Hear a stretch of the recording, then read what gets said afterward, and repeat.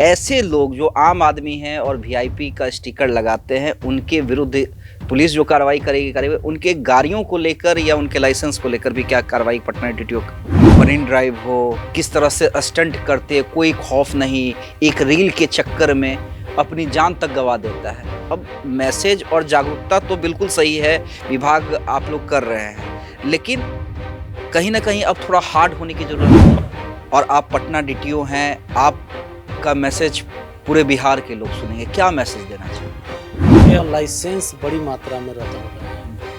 आपको केवल जनवरी में हमने लगभग 800 के आसपास लाइसेंस हम लोगों ने रद्द किया है।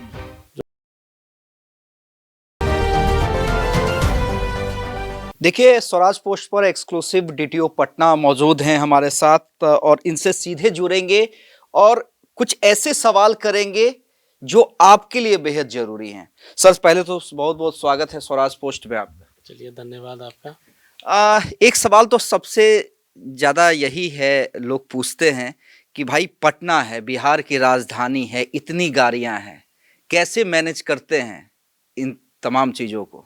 नहीं, मैंने क्या करना है, इसमें इतनी गाड़ियां हैं तो उसके अनुसार यहाँ पदाधिकारी कर्मी भी प्रतिनियुक्त हैं।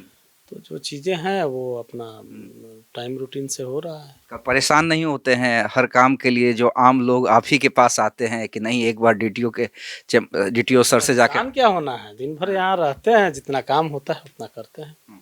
ऐसी परेशान होने वाली कोई बात नहीं है। मजा आता है कि जब आम लोग आते हैं समस्याओं को लेके, जो निपटारा निचले लेवल पे हो जाता है, फिर भी एक लोगों की इच्छा होती है कि नहीं सीधे जाके मिलना है। नहीं, जो भी लोग आते हैं उनकी समस्या, देखिए यहाँ कोई बहुत बड़ी समस्या लेकर लोग नहीं आते हैं, बहुत छोटी समस्या है। और समस्या नहीं है, लोगों की सही अंडरस्टैंडिंग नहीं होने के कारण जिस काम के लिए उनको यहाँ नहीं आना है उसके लिए भी वो आते हैं। जैसे आपको हाइपोथिकेशन हटाना है, मोबाइल में मोबाइल नंबर आपको गाड़ी में और लाइसेंस में ऐड कराना है, ऐसे ऐसे 36 प्रकार की तमाम सुविधाएं हैं जो कि ऑनलाइन और फेसलेस है। उसमें डीटीओ ऑफिस आने की ज़रूरत आपको नहीं है। वैसे काम के लिए भी लोग यहाँ आते हैं, तो आते हैं तो उनका हम लोग निदान करते हैं, बट इसके लिए उनको आने की ज़रूरत नहीं है। मोबाइल नंबर अपडेट कराना है, आप ऑनलाइन ट्रांसपोर्ट डिपार्टमेंट बिहार के पोर्टल पे जाइए, वहाँ जैसे जाएंगे आपको 2 QR कोड दिखेगा, एक वाहन एक सारथी का। अगर आपको गाड़ी में अगर अपलोड कराना है तो आप वाहन पे जाइए, उस पर आप जो जो डिटेल्स मांगता है दीजिए, सबमिट कीजिए और 1 सप्ताह के अंदर आपका मोबाइल नंबर, या 2 दिन 3 दिन भी लगता है, वो हो जाता है। हम लोग कोशिश करते हैं 1-2 दिन में ही सारा डिस्पोजल हो जाए। डॉक्यूमेंट अपलोड कर दीजिए, आपका मोबाइल नंबर अपडेट हो जाएगा। इसके लिए आपको डीटीओ ऑफिस इतना दूर आने की ज़रूरत नहीं है। फिर भी जो लोग आते हैं उनको काउंटर पर हम लोग अविलंब करा देते हैं। सड़क सुरक्षा सप्ताह चल रहा है और हर साल अमूमन ये किया जाता है सर, लेकिन कल भी एक खबर आई कि एक ट्रक ड्राइवर ने, जो डीएसपी थे, उन्हें धक्का मार दिया। एक व्यक्ति को धक्का मार के उसकी जान चली गई। आप देखते होंगे कि जो आज का युवा वर्ग है, मरीन ड्राइव हो, किस तरह से स्टंट करते, कोई खौफ नहीं, एक रील के चक्कर में अपनी जान तक गंवा देता है। और आप पटना डीटीओ हैं, आपका मैसेज पूरे बिहार के लोग सुनेंगे, क्या मैसेज देना चाहते हैं? देखिए, अभी तो सड़क सुरक्षा माह भी चल रहा है और हम लोग लगातार विभिन्न माध्यमों से लोगों को जागरूक करने का प्रयास कर रहे हैं।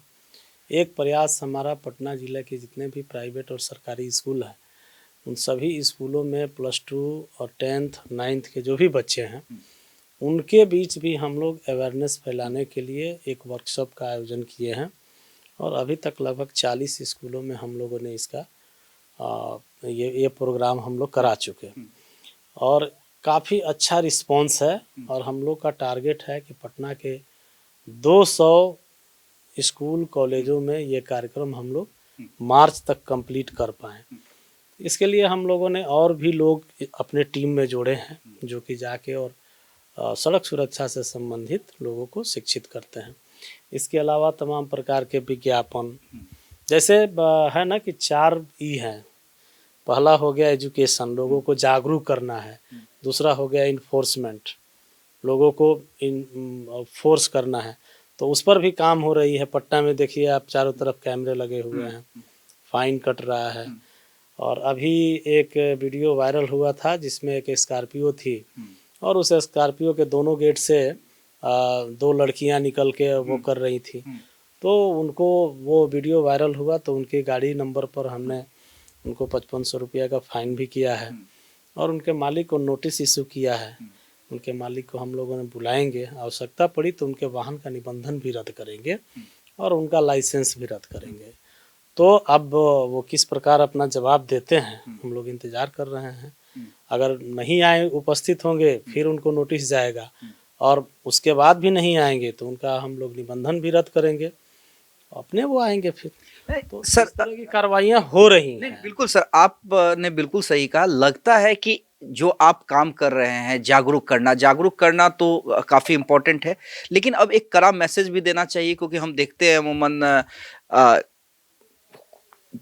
हल्का भी कोई वीआईपी हो सोचता है कि हम गलत रास्ते से चले जाएं, ज्यादा से ज्यादा फाइन, और उसमें दुर्घटना घट जाती है। जो स्टंट होता है उससे आम आदमी परेशान होते हैं। तो लगता है कि अब मैसेज और जागरूकता तो बिल्कुल सही है, विभाग आप लोग कर रहे हैं, लेकिन कहीं ना कहीं अब थोड़ा हार्ड होने की जरूरत है। इन्फोर्समेंट पर बिल्कुल फोकस है और काफ़ी तगड़ा इन्फोर्समेंट हो रहा है। आपको बता दें कि अभी गंगा पथ पर भी काफ़ी लोग स्टंट करते हुए पकड़े गए हैं, उसमें कुछ लोग माइनर्स भी थे, उनको भी हम लोगों ने 25-25 हज़ार रुपया फाइन किया। इसके अलावा लाइसेंस बड़ी मात्रा में रद्द हो रहे हैं। आपको केवल जनवरी में हमने लगभग 800 के आसपास लाइसेंस हम लोगों ने रद्द किया है। जो पहले के जितने भी इंसिडेंट में पाए गए थे, तो केवल दिसंबर जनवरी मिला के 900 के लगभग लाइसेंस रद्द हुए, मैंने सस्पेंड हुए हैं, उनसे शोकआउट किया गया है और रद्द किया जा रहा है। और आपको भी पता है कि जब एक बार लाइसेंस रद्द हो जाता है तो वो पोर्टल पर दिखेगा, जल्दी आपका लाइसेंस बनेगा नहीं। दोबारा जमाने में देखा, हाँ, मतलब 7 साल 3 साल लग ही जाएगा। तो ये भी इन्फोर्समेंट का एक पार्ट है। तो हम लोग प्रयास कर रहे हैं कि लोगों पर काफ़ी अच्छा इन्फोर्समेंट भी हमारा रहे। साथ ही साथ इंजीनियरिंग विंग से भी हम लोग टच में हैं कि रोड की क्वालिटी और जो भी रोड के मेजर्स हैं उसका भी अनुपालन हो बढ़िया से। और इमरजेंसी केयर पर भी लोगों को जागरूक किया जा रहा है। उसमें एक्सीडेंट होने के बाद कोई भी व्यक्ति, कोई भी राहगीर जो घायल व्यक्ति को इमीडिएट हॉस्पिटल पहुंचाने में मदद करता है, उसकी जान बचाता है, तो उसको जिला प्रशासन की ओर से, परिवहन विभाग की ओर से मोर्थ के गाइडलाइन के अनुसार 25,000 रुपये हम लोग अब पुरस्कार के रूप में, ये काफी इम्पोर्टेंट है। तो अब लोगों को जागरूक करना है कि कहीं भी दुर्घटनाएं हो रही हैं तो उसमें लोग हॉस्पिटल तक ले जाएं और लोगों की जान बचाएं, ये इम्पोर्टेंट हो गया है। इसके अलावा एक नई स्कीम बहुत जल्द ही लागू हो रही है, कैशलेस सर्विस। उसमें क्या है कि आपको कोई भी दुर्घटनाग्रस्त व्यक्ति है तो उसको इमीडिएट हॉस्पिटल पहुंचा देना है। हॉस्पिटल में 1.5 लाख रुपया तक का उसका कैशलेस ट्रीटमेंट होगा और उसका भुगतान जिला प्रशासन करेगा। ठीक है, तो इसके लिए भी अब ये नहीं सोचना है कि हम अगर किसी को हॉस्पिटल पहुंचाते हैं तो मेरा पैसा लगेगा, चाहे हमको खर्च करना, नहीं, वो हॉस्पिटल की जिम्मेदारी है कि वो इलाज करेगा और जो भी पैसा होगा वो जिला प्रशासन से वो। देखिए, ये काफी इम्पोर्टेंट है और लोगों को जानना चाहिए। सर, एक आखिरी सवाल, आखिरी नहीं कहूँगा, इसके बाद भी एक सवाल है, लेकिन एक इसी से सुरक्षा से जुड़ा हुआ आपने सवाल कहा कि हम स्कूली बच्चों को जागरूक कर रहे हैं, लेकिन क्या स्कूल में जो, हालांकि आप लोग के गाइडलाइंस हैं, लेकिन जो स्कूल को बच्चे बस, वैन या रिक्शा ले जाता है, अमूमन आप भी देखते होंगे, और इसमें मैं सिर्फ स्कूल प्रशासन की गलती नहीं कहूँगा, जो माँ बाप होते हैं वो भी चाहते हैं प्राइवेट वैन कर दें, ये कर दें, तो उसका जो मानक होता है, कई बार हमने देखा है एक्सीडेंट की खबरें, तो उसको लेकर परिवहन विभाग क्या कर रहा है, डीटीओ पटना क्या कर रहा है? इसके लिए एक विस्तृत गाइडलाइंस परिवहन विभाग की ओर से भी जारी किया गया है। बिहार विद्यालय परिवहन समिति जो है, विद्यालय में जितनी भी बसें हैं, प्रत्येक विद्यालय को विद्यालय परिवहन समिति का गठन करना है। उसमें गार्जियन भी रहेंगे, उसमें बस या गाड़ी के ओनर भी रहेंगे और उसमें डीटीओ के तरफ से भी और ट्रैफिक के तरफ से भी या थाना के तरफ से नामित व्यक्ति रहेंगे। तो इसको हम लोग इन्फोर्स करा रहे हैं। अभी तक जितने भी विद्यालय हैं सबको हम लोगों ने नोटिस भेज दिया है, उसका गजट का कॉपी भेज दिया है। कैसे गठन करना है ये मेल के माध्यम से हम लोगों ने 1800 विद्यालयों को भेजा है, जहां बाल परिवहन समिति का गठन किया जाना है। इस पे भी अच्छा हम लोग काम कर रहे हैं। जहां जहां हम लोग जागरूकता का कार्यक्रम कर रहे हैं वहां भी हम लोग ये बता रहे हैं कि परिवहन समिति का गठन किया जाना आवश्यक है। और जो स्कूल ऐसा नहीं करते जो हैं, नहीं करेंगे, अभी तो हम लोग करवाने का प्रयास कर रहे हैं कि करवा लेंगे। जो नहीं करेंगे उनके विरुद्ध हम लोग कार्रवाई करेंगे। अगर उनकी बसेज या कोई इस तरह की दुर्घटना होती है तो क्रिमिनल केसेस उनके ऊपर होंगे, उनके पास कोई जवाब नहीं होगा। तो तमाम तरह की चीज़ें हैं जो अभी इन्फोर्स की जा रही हैं। हम लोग का प्रयास है कि लगभग सभी विद्यालय में जहां वाहन से बच्चे आते हैं जाते हैं। अब इसमें क्या है कि बहुत सारे विद्यालय कहते हैं कि हमारा वाहन नहीं है, थर्ड पार्टी का वाहन है। थर्ड पार्टी का अगर वाहन है तो भी उनको विद्यालय परिवहन समिति का वो भी गठन स्कूल का ही ये होगा, करना ही है। क्योंकि अल्टीमेटली विद्यालय के गेट तक तो गाड़ी आ ही रही है और उस ट्रांसपोर्टेशन का काम तो हो ही रहता है।